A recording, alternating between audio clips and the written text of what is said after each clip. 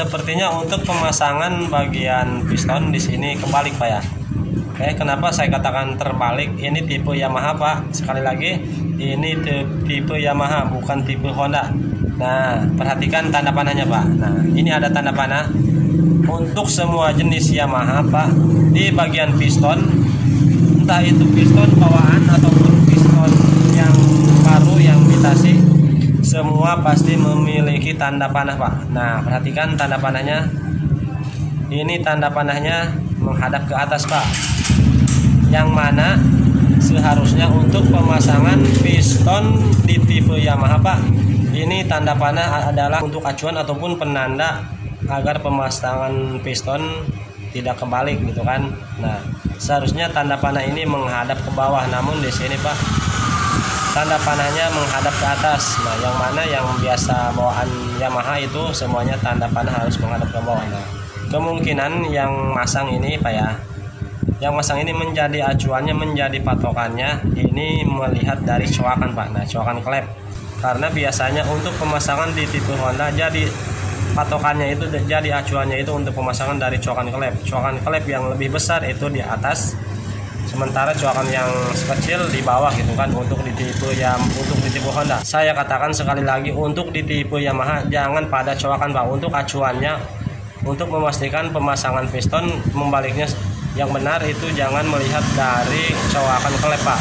Nah, kita lihat dari tanda panah Pak. Beda dengan tipe Honda. Kalau tipe Honda jadi acuannya atau biasa melihat dari coakan klep yang besar di atas, yang kecil di bawah. Namun untuk Assalamualaikum warahmatullahi wabarakatuh. Selamat siang untuk seluruh teman-teman pemirsa dimanapun kalian berada. Baiklah, kembali lagi di channel saya Braya Motor. Kali ini di sini di kesempatan hari ini, nah ini lanjutan motor yang kemarin Pak ya, motor PGR yang kita tangani kemarin. Untuk bagian engkolan di sini masalah pelor one way di sini sudah kita ganti untuk pelor one way-nya, dan motor sini sudah bisa diengkol. Nah, untuk memastikan dari informasi yang punya motor, katanya motor ini selain daripada engkolan los, motor ini ngebul. Nah, sekarang karena engkolannya sudah bisa, sekarang kita lihat apakah motor ini benar ngebul ataupun tidak. Nah, sekarang kita engkol, nyalakan seperti apakah permasalahannya. Oke. Karena sebelumnya motor ini habis ditangani, habis dikolter kata yang punya motor Pak ya. Ini kita engkol dulu Pak.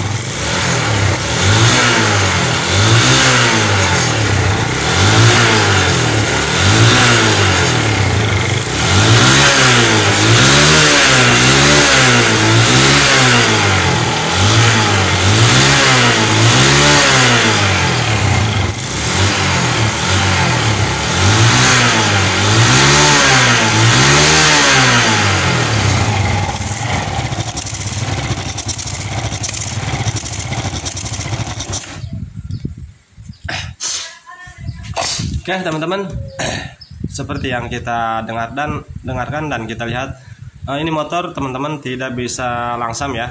Ini kalau di gasnya dilepas ini mati. Dan di sini kemungkinan di kamera kurang jelas. Nah, di sini ada suara ces tadi ketika mesin menyala Pak ya. Saya curiga di bagian sini suara seperti suara udara bocor, seperti suara kompresi bocor. Di sini saya curiga kompresi ada kebocoran, entah dari mana. Namun ini kita diamkan dulu karena kita mencari permasalahan yang dikatakan sama yang punya motor. Nah, seperti yang kita lihat tadi di bagian knalpot Pak, saat kita geber di sini memang mengeluarkan asap namun tidak terlalu parah. Asapnya coba tipis, kalau langsam gas kecil ini tidak kelihatan, ketika digeber baru asap tersebut muncul. Nah, namun di sini Pak ya, karena ini motor habis penanganan, habis kolter katanya Pak ya, habis kolter belum lama, kita curiga Pak, ini mengasap, bisa jadi dari karena motor ini awalnya ngebul kan, motor ini pernah ngasap. Nah, namun setelah di kolter diganti piston kan ya, namun kata yang punya motor dan seperti yang kita lihat di sini masih ngebul Pak. Karena ini penanganan belum lama, baru saja beberapa hari. Nah, kemungkinan ngebul tersebut Pak ya, berasal dari oli yang sudah mengendap di bagian knalpot, karena awalnya motor ini ngebul gitu kan. Nah, kalau motor misalkan habis ngebul Pak ya, misalkan habis ngebul, nah setelah habis ngebul lalu ditangani, diperbaiki di bagian piston maupun di kolter Pak ya, itu jika baru beberapa hari Pak, jika baru beberapa hari saja penanganannya, itu asap tidak akan langsung hilang Pak, asap tidak akan langsung hilang ketika dinyalakan, pasti asap masih keluar dari knalpot, masih ngasap motor kelihatannya. Namun hal tersebut Pak, belum tentu itu dari penanganan yang gagal Pak ya, dari kolter yang gagal, melainkan setiap kendaraan yang sudah mengalami ngebul Pak ya, baru jika ditangani belum lama, baru saja beberapa hari Pak, itu pasti akan ngebul Pak. Kenapa? Karena waktu motor masih ngebul Pak, waktu motor masih ngasap, karena oli masuk ke ruang bakar Pak ya, oli masuk ke ruang bakar sehingga si oli tersebut terbakar dan masuk ke knalpot, dan walhasil knalpot menjadi ngebul gitu kan. Nah, jika kebocoran tersebut Pak, jika kebocoran oli sangat parah yang masuk ke bagian ruang bakar, olinya terlalu banyak Pak ya, sehingga si oli tersebut tidak akan terbakar keseluruhan Pak, jika olinya terlalu parah bocornya. Nah, sisa-sisa oli yang tidak terbakar dia akan masuk ke dalam knalpot Pak ya. Oli yang sisa terbakar, sisanya dia akan masuk ke knalpot, sehingga lama kelamaan dia akan makin banyak mengendap di dalam knalpot Pak, si oli tersebut, oli yang habis pembakaran. Nah, sehingga nantinya jika diperbaiki untuk bagian mesin Pak ya, untuk bagian piston, bagian ruang bakar, diperbaiki dengan mana semestinya agar motor tidak bisa ngasap Pak. Nah, kalau misalkan baru saja beberapa hari saja penanganan, pasti motor masih ngasap Pak. Kenapa? Karena walaupun di sini sudah tidak ada oli yang bocor Pak, di bagian ruang bakar oli sudah aman karena sudah diperbaiki, namun motor masih ngasap Pak. Karena oli di sini Pak, oli yang di dalam knalpot tidak akan langsung hilang Pak ya. Oli sisa-sisa oli yang awalnya habis ngasap gitu kan, oli masuk ke knalpot. Nah, oli tersebut tidak akan langsung hilang walaupun motor sudah ditangani Pak ya, mesin sudah diperbaiki. Dan ya, keren. Gerak. Nah, makanya jika motor habis kolter, habis ditangani bagian mesin, ruang bakar sudah aman, jika baru saja beberapa hari saja Pak, pasti akan ngasap di knalpot. Itu Bapak jangan kaget ya, karena oli yang masih di knalpot itu masih belum habis, masih terbakar. Namun hal tersebut tidak akan memakan waktu yang sangat lama, bisa hitungan hari ataupun bisa hitungan minggu, tergantung oli yang sudah, tergantung volume oli yang sudah masuk di dalam knalpot. Kurang, maksudnya sedikit apa banyak gitu kan. Jika terlalu banyak, kemungkinan bisa hitungan minggu barulah ngasap akan hilang. Jika olinya sedikit yang berada di dalam knalpot, itu bisa hitungan hari, sudah hitungan hari pun ngasap akan hilang Pak ya. Jadi untuk masalah ngebul, setelah penanganan itu kita tidak bisa langsung vonis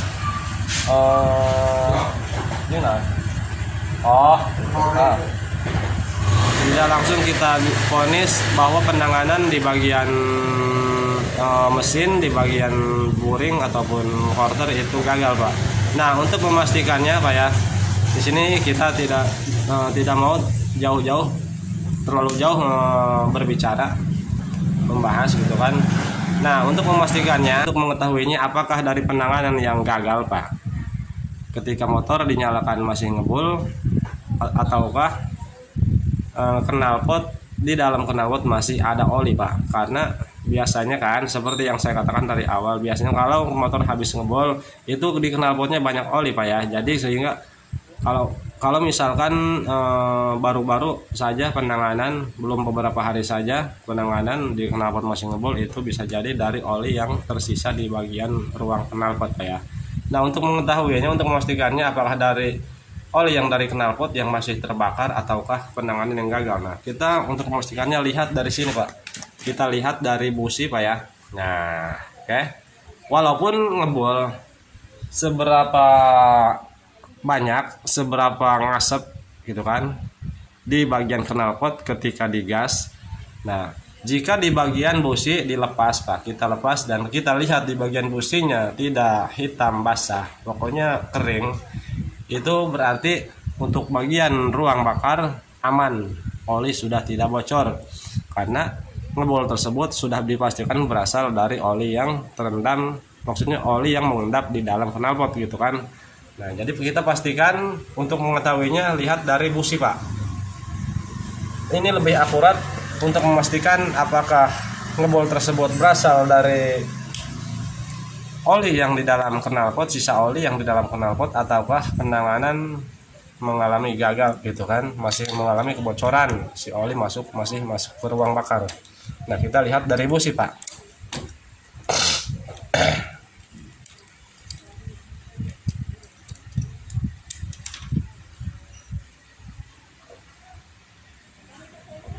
Nah, Pak, oke, lihat di sini untuk businya Pak. Nah, di sini masih aman Pak. Tuh, ini busi masih dianggap bersih. Ya kan, tuh. Ini ada hitam sedikit. Ini hal yang wajar Pak, karena di dalam menghasilkan pembakaran. Jadi jika ada hitam seperti ini hal yang wajar. Asalkan jangan basah Pak. Hitam sambil basah itu sudah pasti oli masih bocor Pak. Namun di sini tuh untuk dilihat dari busi ini masih aman Pak ya, karena habis digeber tadi kan. Nah, oke. Nah, selanjutnya karena di sini saya curiga ada kebocoran Pak. Seperti yang kita dengarkan sama-sama waktu kita nyalakan tadi Pak. Di sini ada sebuah suara, ada suara udara, suara ces ketika mesin hidup. Nah, ini suara berasal dari ruang bakar Pak. Ini ruang bakar mengalami kebocoran, mengalami bocor, bisa dari packing di sini, nah, bisa dari busi. Namun untuk dilihat dari lubang busi, nah emang di sini Pak ya. Di sini terlihat bahwa ini habis ditap Pak. Tuh. Ini habis ditap Pak ya. Bisa jadi dari sini Pak, bisa jadi dari packing di sini. Karena motor ini habis dibongkar gitu kan. Nah, di bagian packing sini.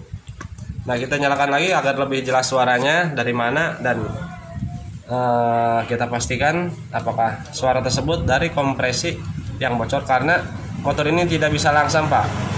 Hal tersebut jika kompresi mengalami kebocoran parah Pak, ataukah seperti tadi mengalami bocor, motor juga tidak akan bisa langsam Pak ya.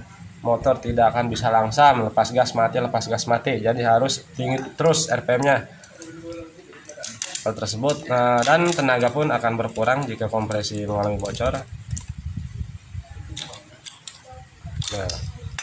Nah, untuk lebih jelas melihatnya, ini akan saya lepas dulu untuk melihat dari packingnya Pak. Dari packing apakah kebocoran tersebut dari packing ataukah dari busi. Ini akan kita lepas dulu selang ini nih agar lebih jelas kelihatan gitu kan.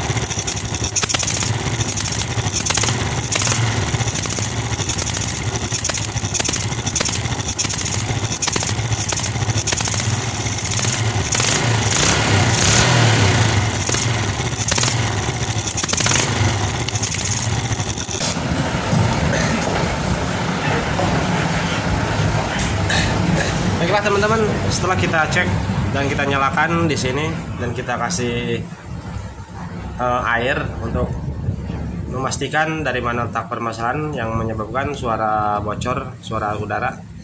Ternyata teman-teman bukan dari packing sini, melainkan dari sini Pak. Dari busi, dari lubang busi, karena ini lubang businya habis tap. Nah, di sini tadi kita kasih air dan air di bagian sini, di bagian dekat busi di sini nyembur Pak. Ini sudah jelas permasalahan suara ses ataupun kompresi bocor ini berasal dari lubang busi, dari pengetapannya Pak. Oke, untuk lebih jelasnya ini akan kita lepas Pak. Ini akan kita lepas dan sesuai permintaan yang punya motor, katanya minta disekur karena motornya masih ngebul. Nah, sekaligus kita akan pastikan apakah di dalam mesin ini apakah ada kebocoran dari seal klepnya ataupun batang klepnya ataupun dari penanganan dari kolternya mengalami gagal. Namun untuk dilihat dari busi Pak ya, di sini menyatakan bahwa busi tidak mengalami basah ataupun hitam. Ini ngebul bisa jadi dari sisa oli yang berada di knalpot, sehingga oli tersebut terus terbakar sebelum oli tersebut habis gitu kan. Nanti jika olinya sudah habis maka ngebul akan hilang. Namun jika di bagian ruang bakar masih bocor oli yang di dalam knalpot tidak akan habis Pak, karena terus diisi dari ruang bakar, oli yang masuk ke ruang bakar, sehingga oli tersebut akan mengalir masuk ke knalpot juga Pak. Oke, jelas sampai di sini Pak ya, paham ya. Nah, ini akan kita lepas dulu untuk bagian headnya. Kita lihat dari ruang bakarnya dari mana letak permasalahan bocor kompresi dan penyebab masih ngebul gitu kan. Karena ini untuk memastikan saja, dan sekaligus kita cek dari kompresinya, dari kompresi dari klepnya, karena yang punya motor meminta disekur klep. Kita lihat apakah ada kebocoran di bagian kompresinya dari klepnya. Kalau misalkan masih bocor, ini akan kita sekur. Jika tidak, ini akan kita biarkan gitu kan. Ini hanya untuk pengecekan, sekaligus jika ada masalah ini akan kita langsung tangani di bagian head, dan sekaligus akan kita infokan apakah yang terjadi di dalam mesin ini, sehingga motor ini masih ngebul dan bocor kompresi dari lubang busi. Oke, ini kita lepas dulu untuk bagian headnya. Namun untuk pembongkarnya ini akan kita skip ataupun akan kita percepat untuk mempersingkat waktu agar durasi video ini tidak terlalu panjang. Oke.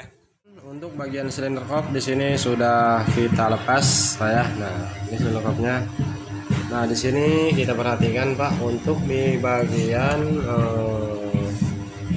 piston di sini basah Pak. Ntar saya perjelas lagi. Oke, jelas kelihatan. Nah, di sini basah oli. Nah, berarti ini jelas bukan hanya dari knalpot yang menyebabkan motor ini menjadi ngasep, maksudnya masih ngasep walaupun setelah habis penanganan, habis kolter. Nah, ini faktanya bahwa oli masih masuk ke ruang bakar Pak ya tuh. Oke, namun ini kita belum bisa memastikan apakah kebocoran oli tersebut dari area piston kolternya yang mengalami gagal ataukah dari bagian klep. Karena untuk masalah ngebul Pak ya, untuk masalah ngebul ataupun ngasep di kendaraan, khususnya di kendaraan 4 tak Pak, yaitu selain daripada linier ini Pak, selain daripada piston, maksudnya selain daripada bagian piston oli bocor masuk ke ruang bakar, selain daripada piston oli bocor dari sini Pak, yang menyebabkan oli bisa masuk ke ruang bakar selain daripada piston, yaitu dari klep Pak, dari seal klep. Nah, di sini oke, perhatikan tuh Pak. Nah, untuk bagian klep in Pak ya tuh, ini terlihat sekelilingnya basah Pak. Ini sekelilingnya basah. Apakah ada kebocoran di bagian seal klepnya Pak? Oke, nah,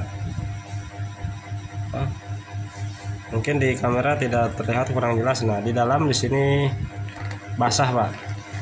Ntar saya bersihkan tangannya, nanti kita colok menggunakan tangan. Nah, ini kering Pak ya. Nah, saya colok tuh. Oke, jelas bahwa di sini mengalami basah Pak. Nah karena yang punya motor meminta bahwa motor ini ngebul, meminta disekur bagian klepnya, disekur seperti biasa Pak. Nah untuk permasalahan kebocoran oli dari klep bukan dari penyekuran Pak, bukan dari area klepnya, melainkan di sini Pak. Di sini dari seal klepnya, karena ini tidak kelihatan Pak ya, yang gelap. Dari seal klep ya, pokoknya dari area batang klep. Nah, yang menahan agar klep tidak, agar oli tidak masuk melalui alur batang klep, makanya dikasih seal klep Pak. Nah jika seal klepnya sudah aus, sudah kaku, maka oli akan masuk. Oli dari mana Pak? Dari sini yang mengelumasi ke bagian noken as, ke bagian rocker arm, nah dan melumasi bagian pelatuk gitu kan. Nah oli tersebut akan masuk melalui alur batang klep itu sendiri jika sealnya sudah mengalami aus gitu kan, kaku. Nah terus dia masuk di sini Pak. Nah untuk masalah penyekuran itu tidak ada hubungannya dengan bocor klep ya, dengan bocor oli, dengan ngasep. Karena kenapa? Oke, ini akan kita lepas dulu sebelum kita lanjut menjelaskan, karena kalau masih seperti ini basicnya belum kita lepas untuk bagian klepnya, nantinya susah untuk dipahami Pak ya. Oke, ini akan kita lepas dulu bagian rocker arm maupun noken asnya Pak. Namun sebelumnya ini akan kita cek dulu dari kompresinya, apakah dari bagian klepnya yang seperti dikatakan yang punya motor minta disekur. Nah ini akan kita kasih, namun sebelum kita kasih pertalit lewat sini Pak, kita pastikan untuk di bagian locknya di sini harus bisa bergerak bebas Pak. Nah, oke, ini sudah bergerak bebas. Nah untuk pengecekan Pak ya, untuk pengecekan klep ini bisa dikasih pertalit lewat lubang ini untuk pengecekan klep in, dan untuk pengecekan klep X lewat lubang knalpot Pak. Bisa juga dari area sini Pak. Jadi kasih bensin BBM, nah seperti ini. Lalu disemprot menggunakan angin Pak. Cek, semprot menggunakan angin setiap lubang knalpot maupun lubang manifold. Lalu kita semprot menggunakan angin.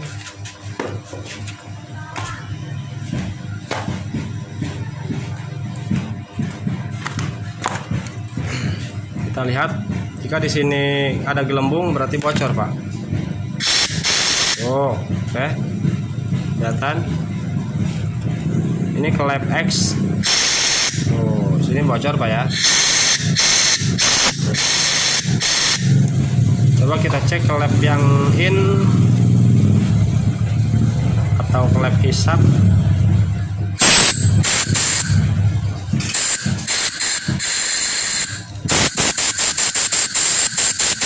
Justru yang ini aman Pak. Untuk klep in di sini aman. Tidak ada gelembung. Namun yang X di sini,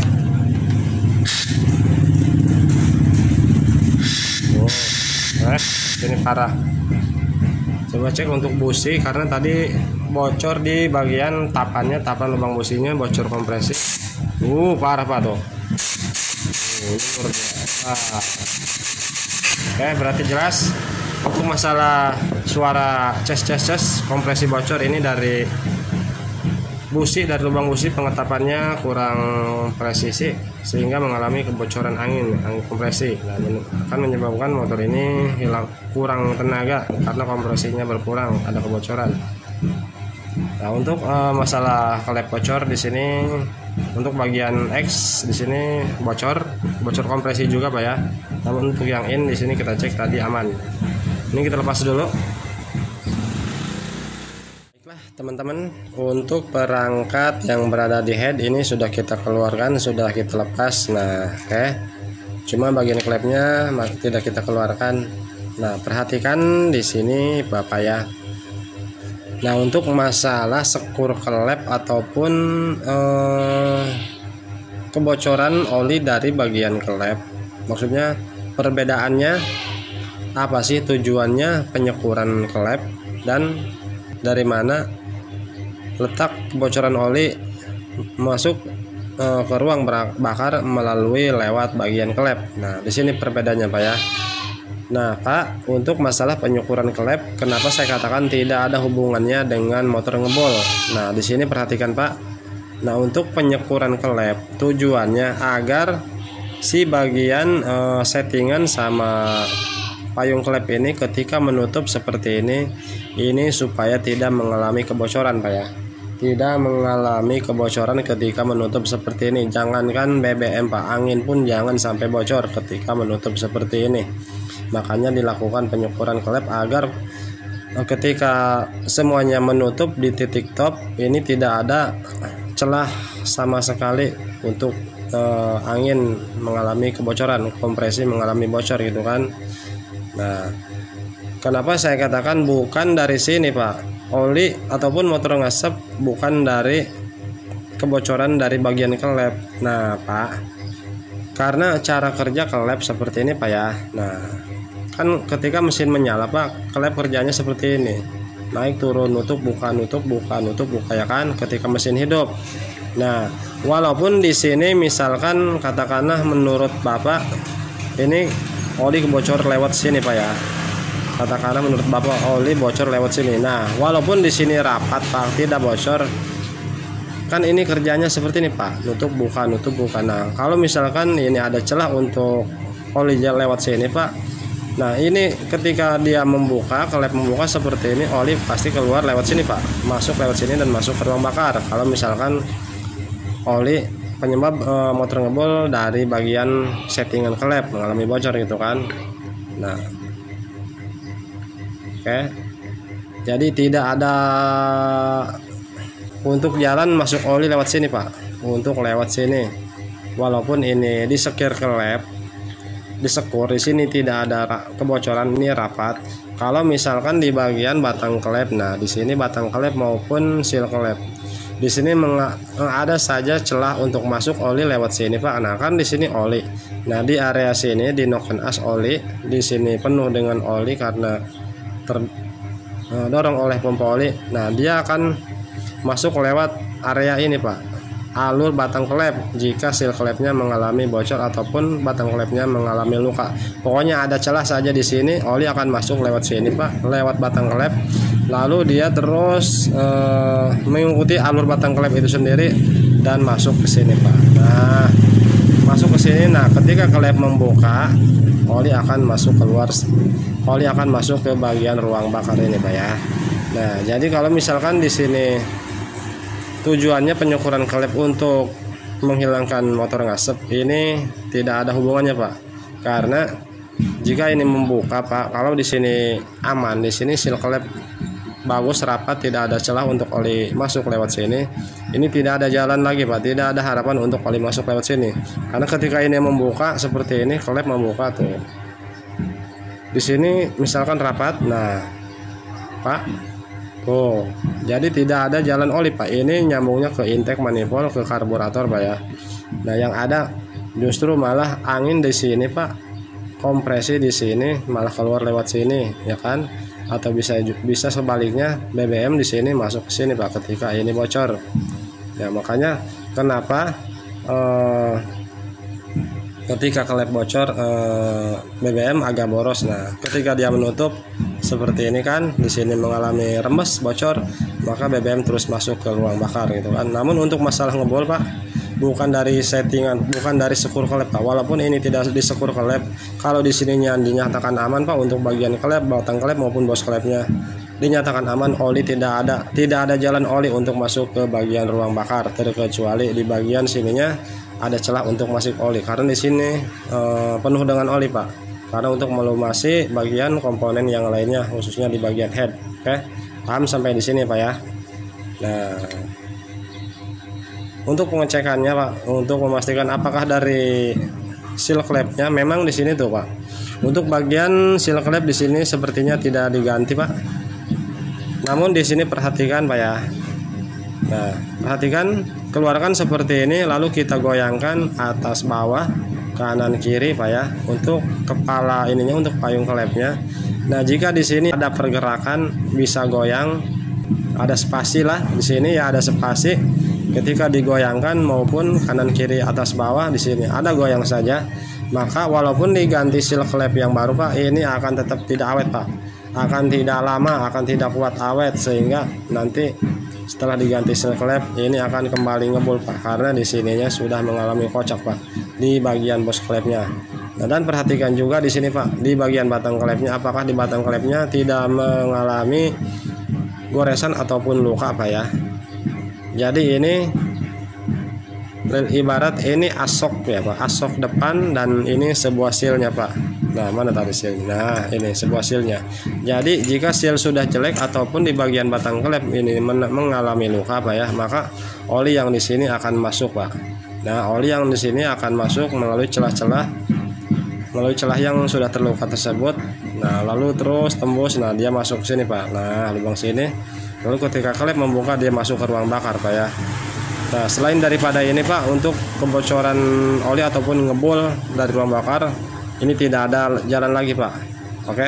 Nah, jadi ini tidak ada hubungannya penyekuran klep dengan motor ngebul, terkecuali seal klep sama batang klep dan bos klep. Oke, itu baru hubungan ke oli. Karena jika di sini tidak presisi Pak, nah di bagian ini tidak presisi, sealnya sudah jelek, ada saja celah untuk masuk oli, maka oli akan masuk lewat sini Pak, lewat lubang ini, lalu masuk ke ruang bakar. Oke.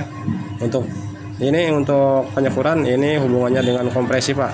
Nah, karena ketika dia menutup seperti ini, seharusnya yang mana di sini padat kompresi, karena di sininya mengalami bocor Pak, sehingga kompresi berkurang, motor kurang tenaga Pak. Dan walhasil jika bocornya terlalu parah, motor akan sering mati-matian, susah dinyalakan Pak ya. Nah ya, karena sistem kerja klep seperti ini Pak, naik turun naik turun. Nah, ketika dia nutup seharusnya di sini padat kompresi, jangan ada celah untuk bocor. Paham sampai di sini Pak ya. Nah, namun di sini karena ini memang benar tidak melakukan penyekuran sebelumnya, waktu penanganan sebelumnya tuh kelihatan dari klep X di sini tidak ada tanda-tanda bekas penyekuran. Sepertinya ini tidak dilepas, karena untuk sealnya juga di sini Pak, untuk bagian sealnya di sini tidak diganti. Nah, kemungkinan besar Pak, ini tidak diganti bagian sealnya, ini tidak dilepas untuk perangkat yang berada di bagian head. Kemungkinan bagian ininya, karena kita lepas tadi untuk bagian pen pelatuknya ini Pak, pen rocker armnya ini sangat sulit Pak. Ini menggunakan tracker kita melepasnya karena tadi sangat sulit. Nah, kemungkinan penanganan sebelumnya karena ini susah dilepas, maka ini tidak dilakukan perbaikan di bagian head, hanyalah memperbaiki di bagian silinder kop head saja, maksudnya di bagian liner saja Pak ya, untuk bagian piston. Namun untuk bagian ini sepertinya tidak ditangani, tidak diperbaiki, makanya ini motor masih mengeluarkan oli masuk ke ruang bakar. Nah, di sini kelihatan basah Pak ya. Tuh. Namun selain daripada pengecekan klep, penyekuran klep, nanti kita ini kan sealnya kita akan ganti juga. Kita akan cek juga di bagian ring pistonnya Pak ya.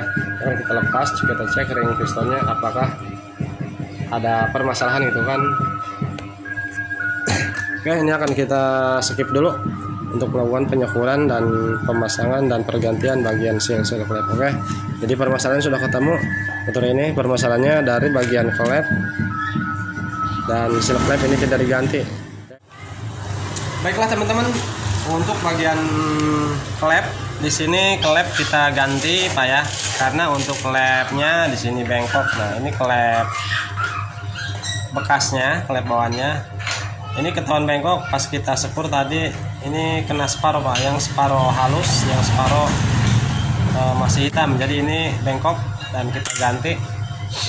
Dan untuk seal klep juga di sini sudah kita ganti Pak ya. Nah, untuk bagian area head ini aman, sudah kita tangani.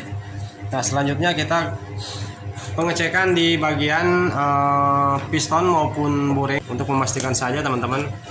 Siapa tahu di bagian piston ataupun di bagian buring di sini mengalami masalah ataupun quarterannya gagal gitu kan. makanya ini akan kita cek ulang untuk bagian piston.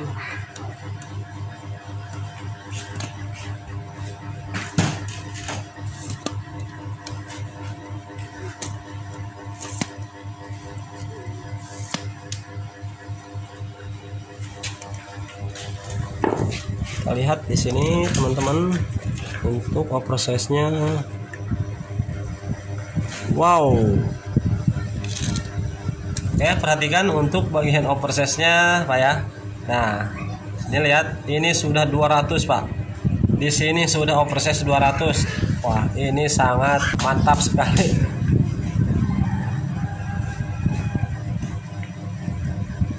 Oke, kelihatan ini sudah proses 200. Nah, namun di sini ada kesalahan Pak, perhatikan. Nah, oke. Nah, perhatikan sepertinya untuk pemasangan bagian piston di sini kebalik Pak ya. Oke, kenapa saya katakan terbalik? Ini tipe Yamaha Pak. Sekali lagi, ini tipe Yamaha bukan tipe Honda. Nah, perhatikan tanda panahnya Pak. Nah, ini ada tanda panah untuk semua jenis Yamaha Pak. Di bagian piston, entah itu piston bawaan ataupun piston yang baru yang ditasi, semua pasti memiliki tanda panah Pak. Nah, perhatikan tanda panahnya. Ini tanda panahnya menghadap ke atas Pak, yang mana seharusnya untuk pemasangan piston di tipe Yamaha Pak, ini tanda panah adalah tanda panah ini untuk acuan ataupun penanda agar pemasangan piston tidak kebalik gitu kan. Nah, seharusnya tanda panah ini menghadap ke bawah, namun di sini Pak tanda panahnya menghadap ke atas. Nah, yang mana yang biasa bawaan Yamaha itu semuanya tanda panah harus menghadap ke bawah. Nah, kemungkinan yang masang ini Pak ya, yang masang ini menjadi acuannya, menjadi patokannya ini melihat dari coakan Pak. Nah, coakan klep, karena biasanya untuk di tipe Honda, untuk pemasangan di tipe Honda jadi patokannya itu, jadi acuannya itu untuk pemasangan dari coakan klep yang lebih besar itu di atas, sementara coakan yang kecil di bawah gitu kan, untuk di tipe Honda. Nah, namun di sini di tipe Yamaha, saya katakan sekali lagi, untuk di tipe Yamaha jangan pada coakan Pak. Untuk acuannya, untuk memastikan pemasangan piston membaliknya yang benar itu jangan melihat dari coakan klep Pak. Nah, kita lihat dari tanda panah Pak. Beda dengan tipe Honda. Kalau tipe Honda biasa melihat dari coakan klep yang besar di atas, yang kecil di bawah. Namun untuk di tipe Yamaha jangan coakan klep, walaupun coakan klep ada di atas Pak, yang besar. Namun kalau tanda panahnya menghadap ke atas, ini salah Pak. Ini salah. Saya jamin ini karena kesalahan pemasangan, walaupun ini masih baru Pak. Bisa jadi di bagian buring di sini sudah mengalami luka Pak. Walaupun ini baru di kolter, ini bisa terjadi sudah mengalami luka karena salah pemasangan piston Pak, karena pistonnya kebalik. Oke, daripada banyak bicara, ini kita langsung saja lepas. Kita lihat sama-sama seperti apa di bagian buringnya Pak. Ini kita lepas dulu buringnya.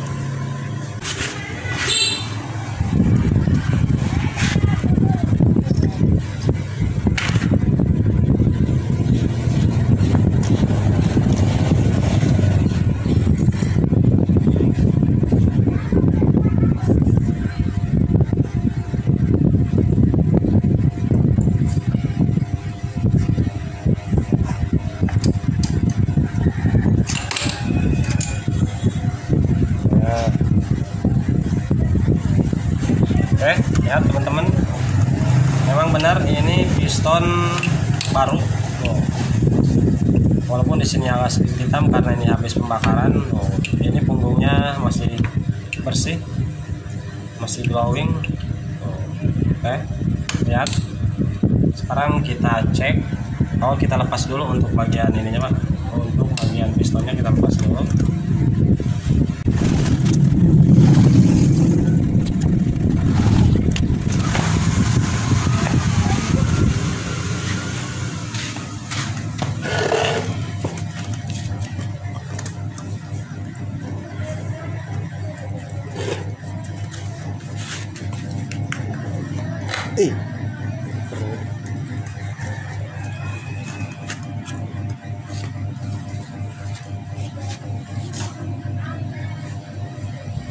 Ini pistonnya Pak, ini memang benar piston baru dan benar ini habis quarter. Nah, lihat mereknya Fukuoka. Ini sini 200. Ini sudah oversize 200. Waduh, ini mantap.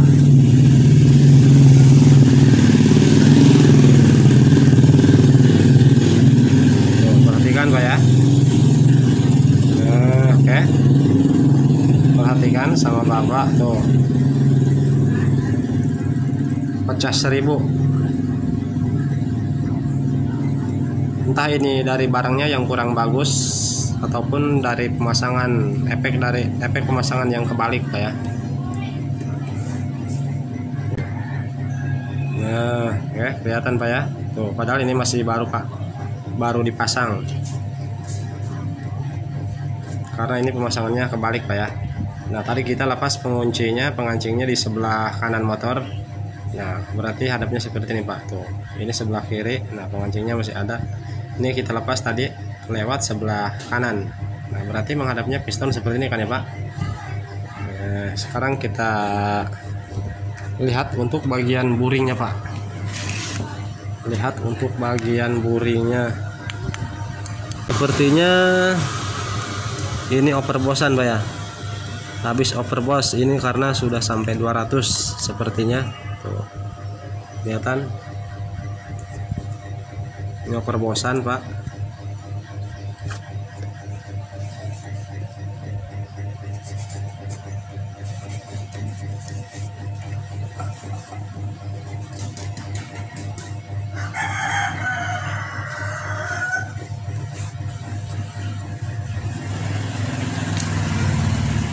Ntar kita lap dulu.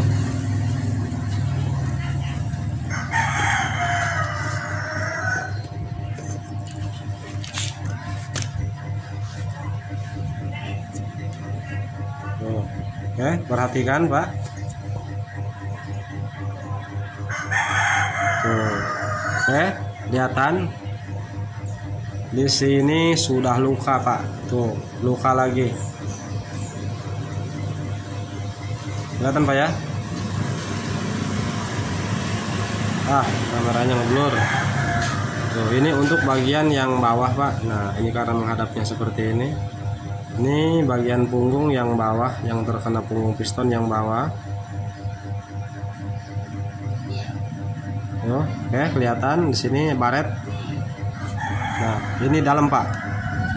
Yang ini sangat dalam Pak ya.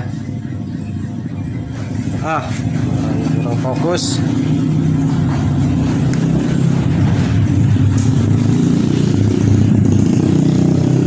Nah, yang ini Pak, ini dalam Pak. Tuh.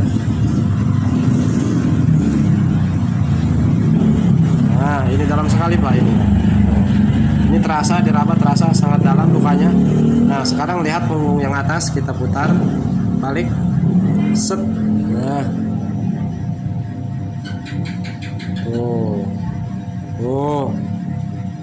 Oke, kelihatan.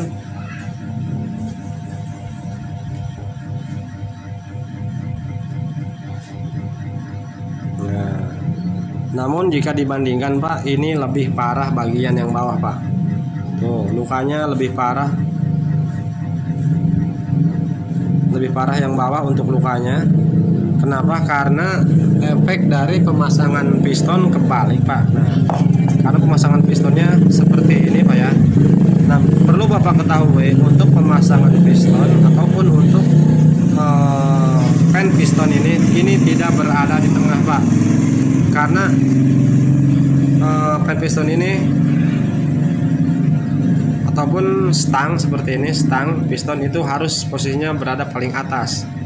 Nah, misalkan ini kita ukur jarak yang lebih jauh dari punggung piston, antara pen piston ke punggung piston itu jarak yang lebih jauh, itu posisinya di bawah Pak. Nah, sehingga nantinya stang piston lebih dekat ke bagian atas gitu kan, lebih dekat ke bagian punggung piston yang atas. Nah, karena ini kebalik. Nah, jadi karena pemasangannya kebalik sehingga stang ini posisinya dia berada di bawah Pak, lebih dekat ke punggung piston yang bawah, sehingga hasil gesekannya lebih menekan ke bawah. Nah, di sini buktinya tuh.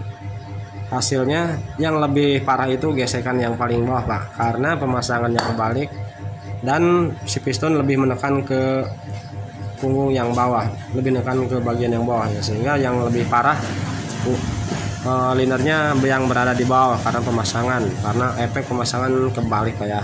Nah, oke, ini kan kita ukur Pak ya, lebih akuratnya ini diukur Pak, lebih akuratnya ini diukur, jangan melihat dari tanda ataupun coakan di bagian piston, karena bisa saja terjadi coakan tersebut ataupun tanda tersebut bisa saja terbalik, tidak sesuai dengan yang original. Nah, lebih tepatnya di sini Pak, kita ukur dari pen piston menggunakan sigmat antara pen piston ke bagian punggung piston, keduanya diukur, kedua sisi diukur. Nah, jaraknya yang lebih jauh itulah posisinya berada di bawah Pak, jarak yang lebih jauh posisinya berada di bawah. Oke, paham sampai di sini? Jadi pen piston ini lebih dekat ke bagian punggung yang atas Pak, jangan sampai dekat ke bagian punggung yang bawah gitu kan. Oke, paham sampai di sini? Ini akan kita pastikan apakah ini tandanya, apakah tanda ini yang benar, apakah dari coakan klep ataukah tanda panah. Kita ukur menggunakan sigmat, kita pastikan. Namun biasanya untuk di Yamaha yang jadi acuan itu, yang jadi patokan yaitu tanda panah Pak. Tanda panahnya harus menghadap ke bawah. Namun di sini di motor ini ketika kita lepas tadi, ini tanda panahnya menghadap ke atas. Oke, ini kita akan ukur dulu, kita ambil sigmat dulu. Oke. Nah, sekarang kita pastikan Pak, apakah tanda ini benar seharusnya menghadap ke atas ataukah ini yang jadi acuan itu dari coakan klep. Seperti yang saya katakan, untuk jarak yang lebih jauh antara pen piston ke bagian punggung piston itu harus berada di bawah letaknya Pak. Nah, yang dekat ke punggung piston dari pen piston itu posisinya harus di atas, gitu kan? Itu lebih akurat, jangan jadi acuan yang ini. Sekarang kita pastikan apakah tanda ini benar sesuai, apakah maksudnya tanda ini harusnya menghadap ke atas ataupun ataukah tanda ini yang benar itu dari coakan klep ataukah dari tanda panah ini. Oke, ini kita ukur. Nah, sekarang kita ukur yang bawah. Namun di sini sudah tidak kelihatan Pak, sigmatnya sudah karatan Pak ya. Nah, mohon maaf. Namun ini akan kita samaratakan. Nah, ini akan kita tahan. Nah, ini tahan Pak ya. Oke, ini pas tuh posisi. Sekarang kita pindah, ini balik, set. Nah, tuh, ini lebih renggang Pak. Ini lebih renggang, berarti jarak yang lebih jauh dari punggung piston yaitu bagian ini Pak. Nah, kita belum lihat dari depannya, dari tandanya. Tuh, ini pas, ini seret Pak tuh. Nah, tuh, ini seret. Tuh, Pak. Nah, ini seret kan, kita balik. Tuh, ini longgar Pak. Nah, berarti ini lebih cepat, yang ini lebih jauh Pak. Nah, seperti yang saya katakan tadi, yang lebih jauh itu berada di bawah. Nah, sekarang kita lihat Pak ya, ini yang lebih jauh Pak. Sekarang kita balik dan lihat. Tuh, ya kan? Jadi tanda panah ini seharusnya menghadap ke bawah gitu kan. Nah, sesuai dengan ukuran yang sudah kita ukur di sini, yang lebih jauh jaraknya dari punggung piston itu harus posisi di bawah. Nah, ternyata untuk tandanya yang benar itu tanda panah ya Pak, bukan dari coakan. Nah, berarti di sini sudah jelas untuk pemasangan piston ini di motor ini, untuk pemasangan dari awal pemasangan sama yang lain ini kebalik Pak. Nah, walhasil karena pemasangan kebalik, motor ini ngebul lagi Pak, ngebul lagi karena di bagian, nah, di bagian linernya Pak. Tuh, di bagian linernya seperti yang kita lihat sama-sama tadi, di sini sudah luka tuh Pak. Padahal ini baru kolter tuh. Kayak ini dalam sekali Pak lukanya. Nah, oke Bapak ya, motor Bapak ini masalahnya ngebul lagi. Selain daripada klep yang bengkok, selain daripada seal klep dan klep yang mengalami bengkok, selain daripada itu, nah di sini Pak, di sini pemasangan pistonnya di sini terbalik Pak, sehingga kolteran yang tadinya mulus di sini sudah luka lagi Pak tuh. Nah, walhasil motor menjadi ngasep lagi karena di sini baret lagi tuh Pak. Tuh, oke. Pokoknya di sini baret tuh, yang bawah yang parah Pak. Nah, Oke, jelas Pak ya. Di sini sudah luka lagi Pak.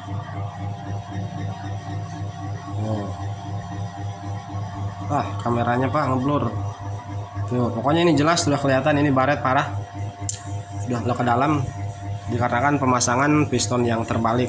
Oke, ini hanya sekedar info untuk yang punya motor dan untuk berbagi pengetahuan saja untuk teman-teman. Bagi teman-teman yang belum tahu, untuk pemasangan piston di tipe Yamaha ataupun di tipe Honda itu ada perbedaan Pak. Untuk di tipe Honda, untuk menghadapnya, untuk mana yang arah in, mana arah yang X. Untuk di tipe Honda biasanya dari coakan Pak, dari coakan klep yang lebih gede itu ada di atas karena menyesuaikan klep yang berada di head. Klep yang lebih besar itu klep yang paling atas, klep isap. Nah, untuk yang bawah klep kecil seperti coakan di piston, klep kecil, coakan kecil itu ada di bawah. Nah, namun untuk di tipe Yamaha Pak, jangan acuannya jangan kepada bagian coakan klep. Nah, kita acuannya di sini Pak. Acuannya dari tanda panah ini, walaupun coakan klep yang gede ada di bawah, namun di sini tanda panahnya menghadap ke atas, menghadap ke bawah. Nah, seharusnya menghadapnya seperti ini Pak. Jadi usahakan tanda panah ini jangan menghadap ke atas. Nah, posisinya kan menghadap ke bawah gitu kan, buang namanya. Dia menunjukkan itu buang. Nah, berarti kan buang itu di bawah. Nah, seperti ini Pak. Jangan jadi acuan untuk bagian coakan klep untuk di tipe Yamaha. Oke, paham sampai di sini teman-teman ya. Untuk pemasangan piston antara Yamaha dan Honda itu ada perbedaan. Dan di tandanya juga di sini ada perbedaan. Untuk di tipe Honda tidak memiliki tanda panah seperti ini, namun untuk di tipe Yamaha selain daripada coakan klep dia memiliki tanda panah seperti ini Pak. Nah, jadi acuannya dari tanda panah itu sendiri. Oke, paham sampai di sini Pak ya. Pokoknya ini sudah ketemu permasalahannya, ini tinggal dikonfirmasikan kepada yang punya motor bahwasannya puringnya sudah aus. Hah?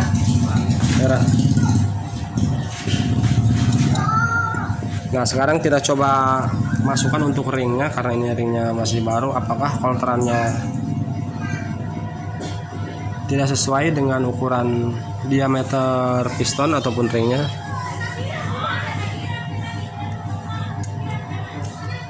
Nah, ini akan kita coba masukkan Pak ya.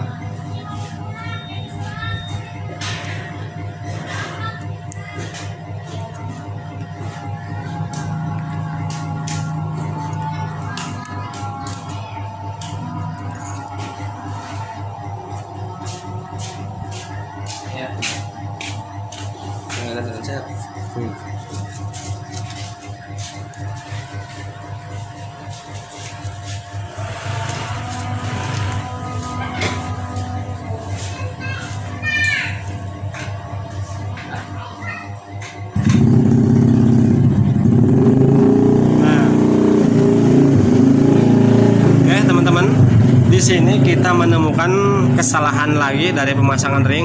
Nah, ini yang paling atas. Tadi yang kita buka ini yang paling atas Pak. Nah, ini yang kedua, yang ring yang dua, ring kompresi 2. Nah, di sini Pak, ring yang paling atas yang dipasang di piston ini yang tajam Pak. Tuh, ini yang tajam untuk bagian sisinya. Sementara ring yang kedua ini, tuh, ini yang tumpul. Seharusnya seharusnya untuk pemasangan yang benar Pak, yang tumpul itu, yang ujungnya tumpul itu ring pertama Pak, ring paling atas. Namun untuk yang ring yang tajam ini untuk ring kompresi yang kedua. Nah, di sini malah dibalik Pak. Di sini ada kesalahan lagi. Ring kompresi yang tajam yang mana ketika ini masih baru ini warnanya hitam. Dan untuk yang atas warnanya putih. Nah, ini dipasang di atas Pak, ring paling atas untuk yang hitam, yang tajam tuh. Ini yang atas, ini yang kedua. Nah, di sini terbalik juga Pak. Oke, di sini banyak menemukan kesalahan Pak ya. Di bagian ujungnya juga di sini tuh, ujung ring olinya terlalu dekat untuk jarak sambungannya. Seharusnya disilang Pak. Oke, seperti yang sudah kita tutorialkan di video sebelumnya, di video terdahulu untuk cara pemasangan ring yaitu disilang. Namun di sini untuk letak sambungannya antara ring yang satu dengan yang lainnya tuh sambungannya terlalu dekat. Pokoknya ini banyak kesalahan Pak. Motor Bapak ini pemasangannya banyak kesalahan. Pemasangan ring dan pemasangan piston semuanya terbalik. Ini akan kita sesuaikan Pak ya. Oke Pak, yang tajam Pak ya, yang tajam ini ring yang kedua, ring kompresi yang kedua, yang penumpul ring yang paling atas. Kalau masih baru ini yang hitam, yang ring kedua itu yang warna hitam karena warnanya berbeda. Kalau baru, nah yang putih yang tumpul itu ring atas Pak ya. Ini kita sesuaikan dengan standarnya.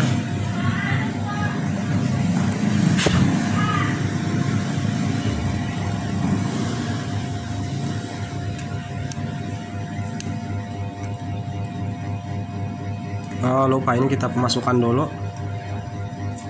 Kita masukkan dulu untuk ringnya sini ke bagian linernya Pak. Apakah filterannya masih bagus?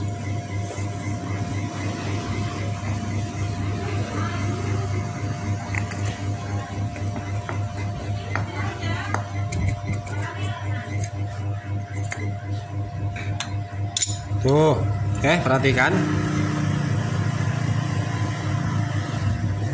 ringnya Pak. Tuh, perhatikan untuk bagian ringnya di sini jarak sambungannya sangat jauh sekali Pak. Ini sudah lobok Pak, ataukah filterannya gagal? Mungkin filterannya gagal ataupun gimana ini pokoknya. Tuh, seperti yang kita lihat untuk bagian sambungannya sangat jauh sekali. Padahal ini masih baru Pak, ini masih baru pemasangan. Tuh, pistonnya juga masih bagus, masih bersih.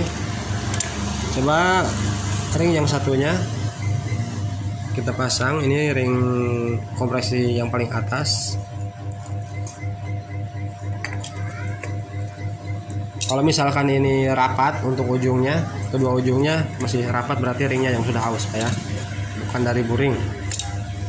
Nah, untuk yang ini masih rapat Pak ya, tuh, jelas.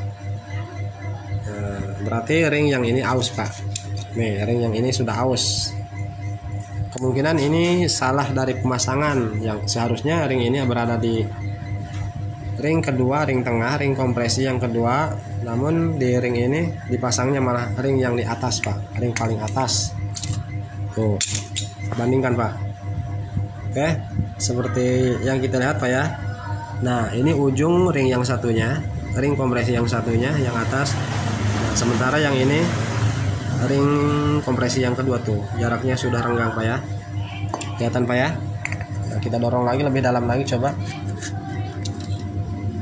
Nah, tuh tetap Pak, tetap masih renggang tuh.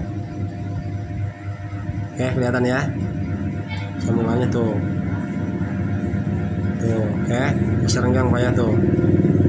Ini ringnya sudah aus. Namun yang ring kompresi yang paling atas tuh masih rapat untuk sambungannya. Ini jelas. Ini kan kita konfirmasikan ke yang punya motor, apakah mau diganti lagi untuk bagian ringnya atau gimana? Karena ringnya di sini sudah aus. Kemungkinan ini salah pemasangan untuk ringnya, sehingga ring yang atas lebih cepat aus Pak ya.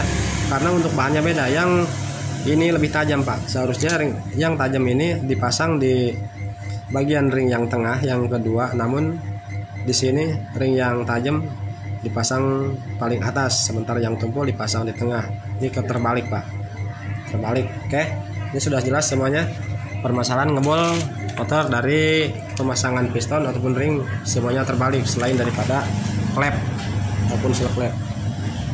Oke, mungkin cukup sampai di sini dulu karena ini permasalahan sudah ketemu permasalahannya Pak ya. Nah, untuk pemasangannya ini tidak akan kita rekam, namun kemungkinan setelah ini dirakit kembali di motornya baru kita videokan lagi hasilnya seperti apa. Oke.